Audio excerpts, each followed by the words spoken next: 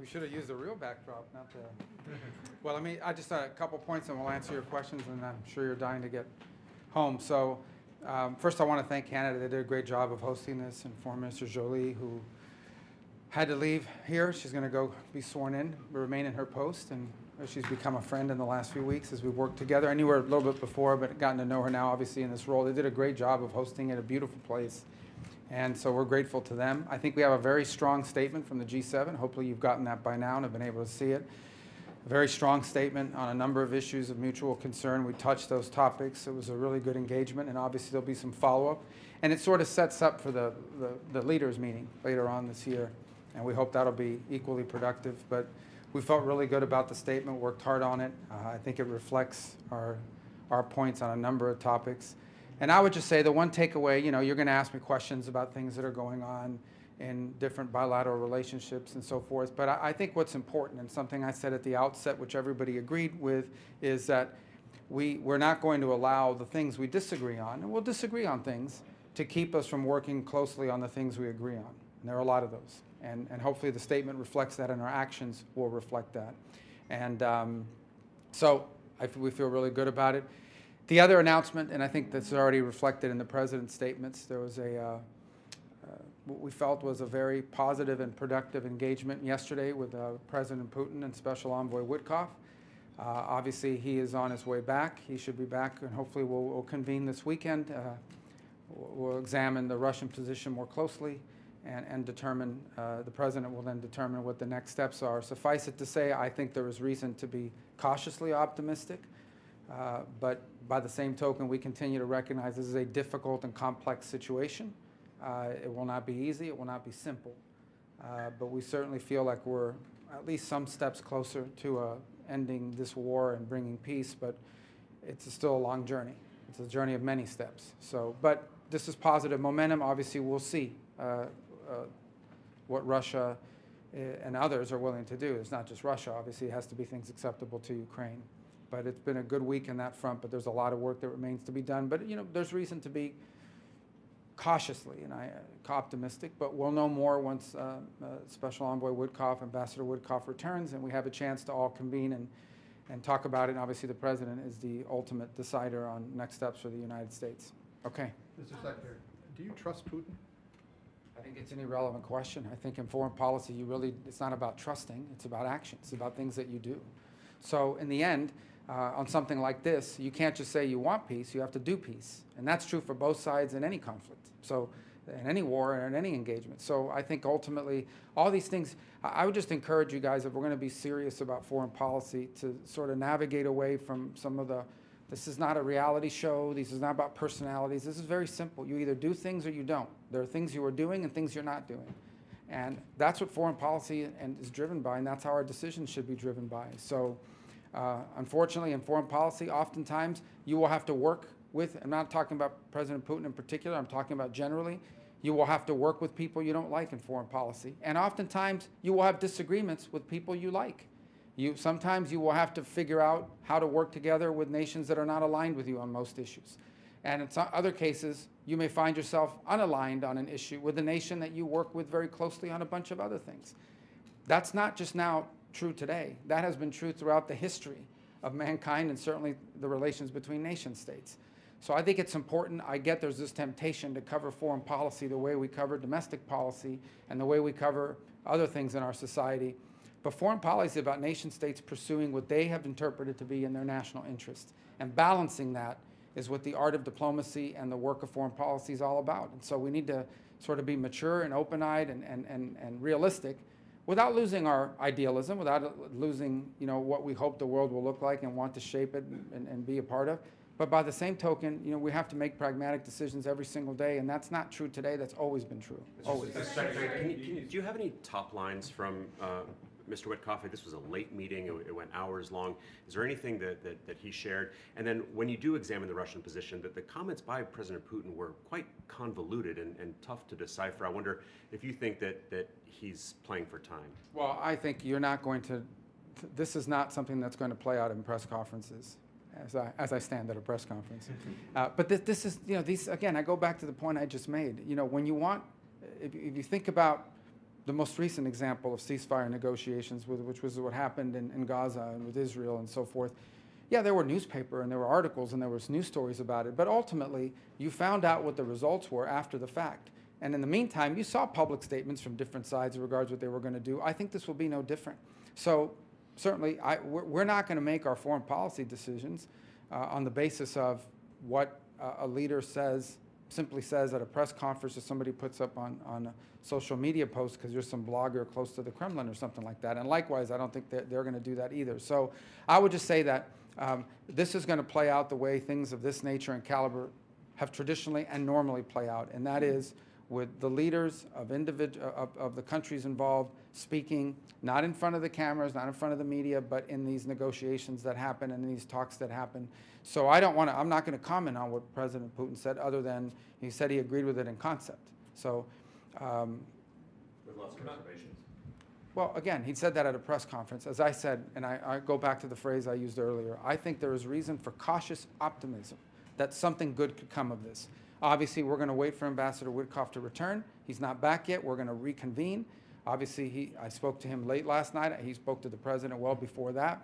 He may have spoken to other members of our team. I've been here. But ultimately, you know, we're going to reconvene, and the president will have options available to him, and decisions will be made after that. But I don't want to speculate or characterize anything beyond what I've just said until we have had a chance to sit down with Ambassador Witkoff, who's still overseas and in travel. Can I just Mr. follow up on Secretary. that point there, Mr. Secretary, because when, on the way here, you said you were seeking an unconditional acceptance. I mean, clearly Mr. Putin is adding a whole series of conditions, and also the President says this should be... Well, how do you know he's adding conditions? From what he said publicly. Well, I go back to the point I made. Let's let this thing play through, okay? And then let's figure out what... Let me at least talk to... Let's the team get together on the state side of this and talk to Ambassador Witkoff and go through some of this. Again, we're not going to be involved in this process where I'm being asked to you know, stake a position of U.S. policy on the basis of what someone said at a press conference yesterday. So we're going to work through this thing in a normal, sane fashion. We'll figure out where we are based on what I know at this moment with my conversation with Ambassador Witkoff. He's not here yet.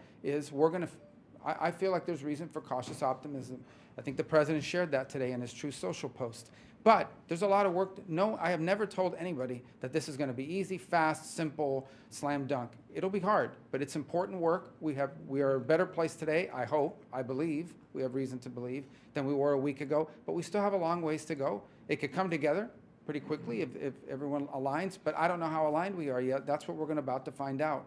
So cautious optimism is about the best phraseology I could use at this moment. Based on what we know, we're going to keep working on it. Mr. Secretary, the statement that said you, I'll get to everybody. But it's just the fundamental element of the President's proposal was it should be an immediate ceasefire. Sure, so and that's the question is proposal. how long does Putin have? Well, in terms of long for what? How long does, because there are those who say he's playing for time, but this is adding conditions, adding... Well, this war's been going on for 3 years. So I think the question, and with no end in sight at this point, without this intervention by President Trump. So I think the question is, you know, the fundamental question really is not how long. I think the question is, are we actually moving towards a ceasefire, or is this a delay tactic? I'm not going to answer that because I can't characterize that for you right now. I think we'll know sooner rather than later, and a lot of that will be based on the conversation Ambassador Witkoff had yesterday and other factors that are in play. But we're not there yet, but we will get there. We want it to be, the president wanted it to be yesterday and the day before. But we're certainly at least talking about peace for the first time in 3 years. Now we'll have to figure out how close we truly are, and that's going to take some time. And you know, Witkoff's not here yet, so here meaning stateside. Mr. Secretary, the joint statement says that there is a need for robust and credible security arrangements for Ukraine. How would you define that based on your conversations here at the G7? What are robust and credible security arrangements? Well, that's to be determined by the negotiations. Here's what I want to encourage everybody to do. Bifurcate two things, okay? The ceasefire and the conditions for everybody to stop shooting at each other. What will it take to get everybody to stop shooting at each other? And then moving to a negotiating table on settling the war with finality. Two separate processes. Process number one is, what do we need from both sides in order to stop the shooting and the fighting, so that you can get to a negotiating table? That's the second phase. As part of that second phase, there will obviously be, every country in the world has a right to security, has a right to defend itself, has a right to protect its territory. That will have to be part of that conversation. And it will have to be something that involves not simply the views of the United States, but other countries that are involved in that. I've repeated this over and over again. The European Union has imposed significant sanctions on the Russian Federation and on individuals inside of Russia. So they will have to be consulted and they'll have to be engaged in this process and so forth. So let's not predetermine or start putting everything ahead of itself here. The process of what long-term security means for Ukraine, that will be something that Ukraine will obviously have to agree with, and that will have to be worked through as part of that second phase. But we can't get to the second phase till we get through the first phase. We think it's very difficult to negotiate lasting peace and security in the midst of a all-out war. And so we have to try to lower that so that it makes it possible to move to phase 2 of this. Mr. Secretary, the statement that you issued a little while ago also notes that the G7 discussed ways to impose costs on Russia should that become necessary, to include caps on oil prices, additional support for Ukraine using seized sovereign Russian assets. But it said it discussed them, you didn't agree on them. Is there any agreement within the G7 on these particular measures, just what they should be in what order and what might trigger them, and why did you discuss them if you're so cautiously optimistic? Well, first of all, they were raised because the Europeans have their own set of sanctions and new ones they would like to impose. And certainly the United States is not a member of the EU. We don't have a vote at the EU. And so whatever they determine and decide to do, we can't control it. They ask us for our input, we'll give it to them, but that's not what's happening right now. So yes, it was discussed. As far as U.S. sanctions are concerned, the President's made clear, the President on 2 occasions in the past week has reminded everybody that the U.S. has these options available to it, but he doesn't want to do that right now because he's in the hopes of attracting people, both sides, to a process where we can negotiate peace. And I'll leave it at that. There really is nothing to add to that at this point. Mr. Secretary, Go ahead. Hold on one second. Yes. Reaffirmed unwavering support for Ukraine's territorial integrity, which has been largely absent in various U.S. statements since January 20th. What led you to subscribe to this time? But that's not a change in public policy. The United States have never said that Russia, I've never heard President Trump say that Russia has a right to take all of Ukraine and do whatever they want there. So that's not inconsistent with that statement. That is separate from the issue we face today. And that is that as it stands today, there is a war going on that has no military solution to it. Neither Russia nor Ukraine can achieve its maximalist military aims. The only way to end this war is through a process of negotiations. Negotiations, be it in business, in commerce, or in geopolitics, involves both sides giving something, both sides making concessions. That's just obvious. I'm not saying, I don't think that should be sort of a news-making statement. That's the reality of any conversations that exist in order to end wars, is that there has to be some level of concessions. What those concessions are remains to be seen. That'll have to be part of the negotiation.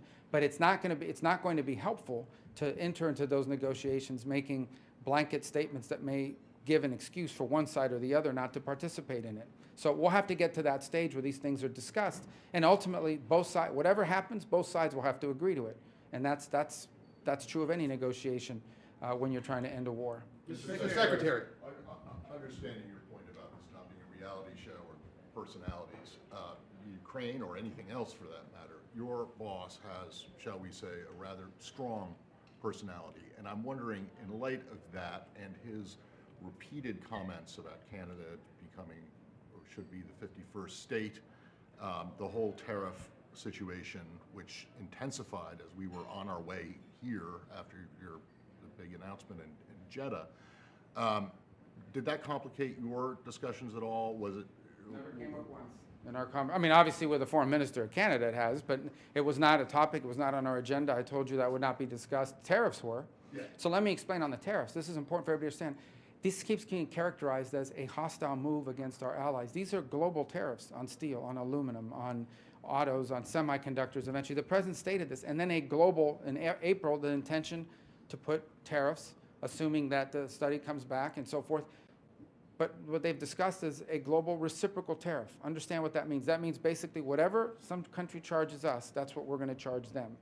The goal the president has made very clear is he wants to reset the baseline of international trade, which he believes, and I agree, is unfair to the United States. This is not meant as a hostile move against Japan or Germany or anybody else. This is not about, this is about balancing and fairness in trade.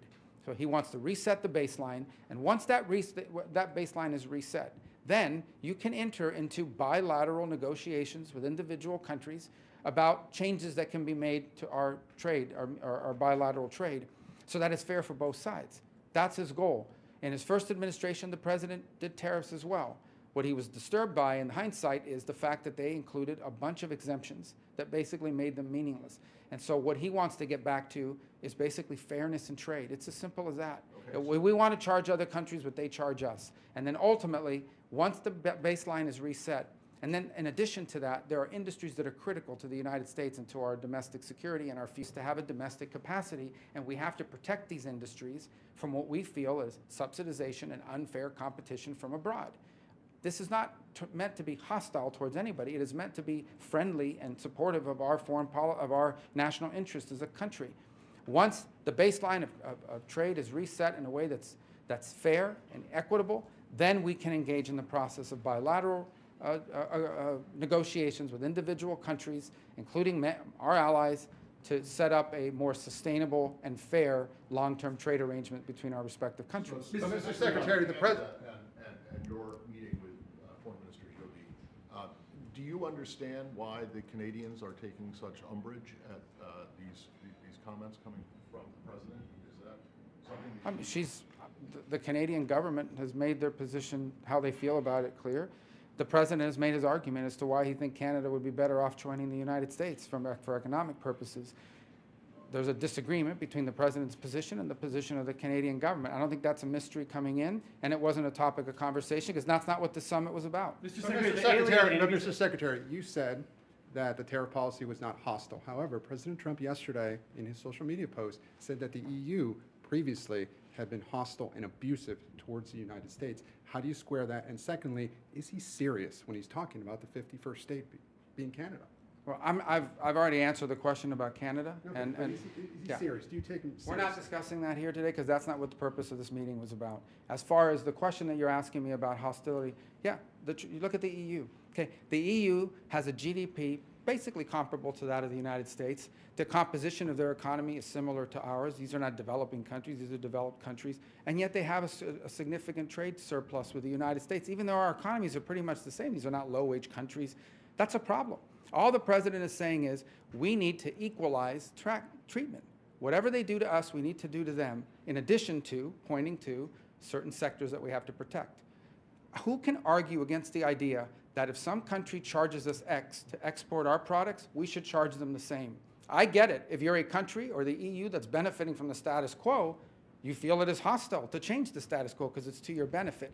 The problem is the President of the United States is looking out for the United States, both in national security and in economic relations. We will reset the basis of our trade setting at Becoming the 51st state, is he serious? You know, I'll tell you how that came about, okay? He's in a meeting with Trudeau, and Trudeau basically says that if the U.S. imposes tariffs on Canada, Canada couldn't survive as a nation state, at which point the president said, well, then you should become a state.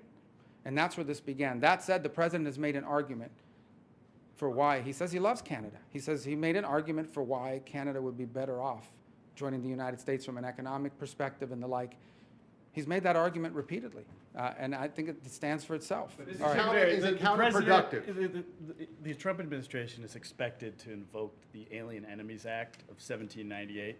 They have to dust that off. A lot of people not familiar with it. Can you help us understand how the Trump administration plans to use these powers? Well, those are that's a question for DHS. It's not a question for us. What I can tell you is, from our perspective, unrelated to that, is that we will continue to look for people that we would never have allowed into this country on student visas had we known they were going to do what they've done. But now that they've done it, we're going to get rid of them. And we are continuing to look for that. And so in the days to come, you should expect more visas will be revoked as we identify people that we should never have allowed in because they lied to us. When they said they were coming here to be students, they didn't say they were coming here to occupy university buildings and vandalize them and tear them apart and have campuses hostage. If they had told us that, we would never have given them a student visa. Now that they've done it, we will revoke those visas. And as the days go on, every time we have a chance to revoke them, we will, because it's not in the national interest of the United States for them to be here. Let's wrap up, guys, so we can get on. The G7's joint statement has some very strong language on China. Could you please describe the sentiment of the discussion behind closed door? And also, do you have anything on a potential meeting between President Trump and CCP Secretary General Xi Jinping? Will that be in China or in the United States? Thank you. Well, I think the president at some point will meet. They will meet. I don't know when that'll be. I don't believe there are any plans currently for that to happen, but I'm sure it will happen at some point. The president engaged with him in his first term, and I expect he will do so again, and he should. These are the leaders of two big, important, powerful countries, and the leaders of powerful countries, whether they agree on things or not, should communicate for the safety and well-being of the world. As far as the statement is concerned, I think it reflects a growing acknowledgement that the Chinese Communist Party has pursued both economic and foreign policies that allow them to benefit from all the good things about the global order, but ignore all of its responsibilities in ways that leave us in danger of being, not just us, but the broader world, of being overly dependent on China for critical supply chains, for rare earth minerals, for cheap vehicles are dumped into their economies. And so guess what they have done? They have imposed tariffs. You know what Canada did? They've imposed tariffs on China as well, because that's what countries do when they feel like they're being treated unfairly in trade and commerce. And we support them in doing that. We think that was the right choice in their regard. And we've imposed tariffs on China as well. All right. Is there an offer? Who had a Secretary comment? Rubio, Yes, sir. would the U.S. be open to an agreement with, like, including Don Alexander? Well, I think okay, and that, by the way, we talk about hostages, we're also talking about bodies. Okay, and these trades are being made, and they're ridiculous trades. Talking about 400 people for 3. These are nuts. And on top of that, you see the condition these people are being released in. So this is think about what we're talking about here. I mean, we're sitting around as the world sort of accepting that it's normal and okay for you to go into a place, kidnap babies, kidnap teenagers, kidnap people that have nothing to do with any wars, that are not soldiers, that are not anything, and taking them and putting them in tunnels for almost a year and a half. And we're acting like if this is a normal exchange, this is a normal thing that happens. This is an outrage. So they should all be released. So I'm not going to comment. I shouldn't accept it as normal, as a normal negotiation. We're just dealing with some savages. That's it. These are bad people, terrible people, and we need to treat them as such. But that said, we want all the hostages out. Is there an off-ramp for this trade war? Mr. Secretary, there was a report that was required of the State Department as one of the first executive orders asking for countries to be identified that had insufficient vetting.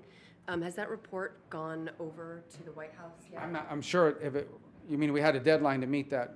I'm sure we've met the deadline, but I have to take that back. We can get you an answer for that specifically. Is there an All off-ramp right. for the trade war, Mr. Secretary? About territorial integrity? About what? Territorial integrity Yeah, for you already Ukraine. asked that, yeah. Yeah, so you said that Ukraine would have to make concessions both sides. So will Russia, right. What is your description of territorial integrity when it comes to Ukraine? Is it pre- Guys, again, that's what we're going to have. Let's please. I get it, but let me just put it to you this way. There's 2 processes here. Process number 1 is how can we get shooting to stop? Because we think it's very difficult to negotiate peace while there's still shooting going on and attacks. What can we do to get that to stop to the extent possible? How can we get as much hostility as possible to stop so we can get to phase 2 of this process, which is negotiating these things that you're asking me about? I'm just stating the obvious. When people sit down and negotiate an end to wars, there's usually a give and take. What that give and take is depends on the parties that are at the table. We're not going to predetermine anything, but that's what's going to take to end the war. If there's an off-ramp on the trade, it's not about an off-ramp on the trade. There's not a trade war. This is the United States is resetting its trade relations globally, okay, and resetting relations globally to a level of equilibrium, to a level of reciprocity. And then once that's reset, we can then engage in the process of bilateral talks with Japan, with the UK, with France, with Germany, with the EU, whoever, to figure out, okay, how do we reset our trade relations so that it's fair? Because right now it's not fair. It's as simple as that. That president has stated that repeatedly. And so these are the steps that it takes to get us to that point. You can't, if you do it the other way, which is let's renegotiate, or why would they renegotiate their trade relationship with the United States if the status quo was beneficial to them? Why would someone give up something that's good for them? You have to make it fair, and then you can negotiate out, how do we get to a place that's mutually beneficial? Because the current piece of it is just not sustainable. All right? How's your relationship with Elon Musk? Thank you, guys. Thank you.